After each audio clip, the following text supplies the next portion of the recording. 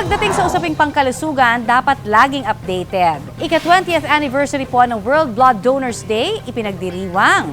Pinakaunang kaso ng pagkamatay mula sa sakit na pertussis sa Bacolod na itala. Paalala po ng DOH, iba't ibang herbal medicine gaya ng tawa-tawa, siling labuyo at bayabas, hindi raw gamot sa dengue. Ayon sa datos ng World Health Organization noong 2018, nasa 118.54 million blood donations ang nakolekta sa buong mundo. Nakapagsasalba kasi ng buhay ang pagsasali ng dugo ayon sa WHO.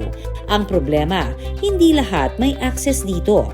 Kaya naman sa rekomendasyon ng World Health Organization, dapat lagpas 1% ng total population ng isang bansa ang blood donors nito.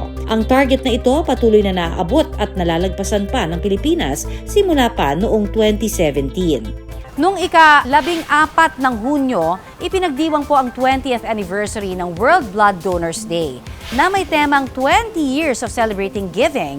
Thank you, blood donors! Kung saan ipinapaalala muli ang kahalagahan po ng regular blood donation para syempre makatulong sa mga pasyenteng nangangailangan ng sali ng dugo. Kapuso, ngayong napapadalas ang pag-uulan, ingat po tayo laban sa pertussis o yung whooping cough na maaaring makuha sa mabago-bagong panahon. Sa Bacolod City, isang 6 na buwang sanggol ang nasawi dahil sa sakit na ito. Ito raw ang kauna-unahang kaso na namatay sa lungsod dahil dito. Ayon sa datos ng naitala ng City Health Officers ng Bacolod, tinatayang nasa 53 ang bilang ng probable cases ng pertussis. 16 dito ang kumpirmado, 33 naman ang negatibo, habang 4 ang kasalukuyang naghihintay ng resulta. Kaya kung makakaramdam ng mga sintomas gaya ng hirap sa paghinga, pagsusuka at matinding ubo, mainam na kumonsulta na agad sa mga espesyalista. Ngayon pong rainy season, hindi po nagpapatinag syempre ang dengue. Pero paalala po ng mga eksperto, ang ilan sa mga nakasanayan nating pangontra sa dengue, gaya ng siling labuyo, bayabas at tawa-tawa, naku hindi raw yan gamot laban dito.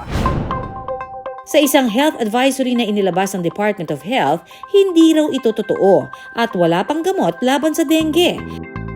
Kahit pa ang nakasanayan ng ilan na dahon ng tawa-tawa, wala pa raw significant findings na nakakagaling ito ng sakit ng dengue.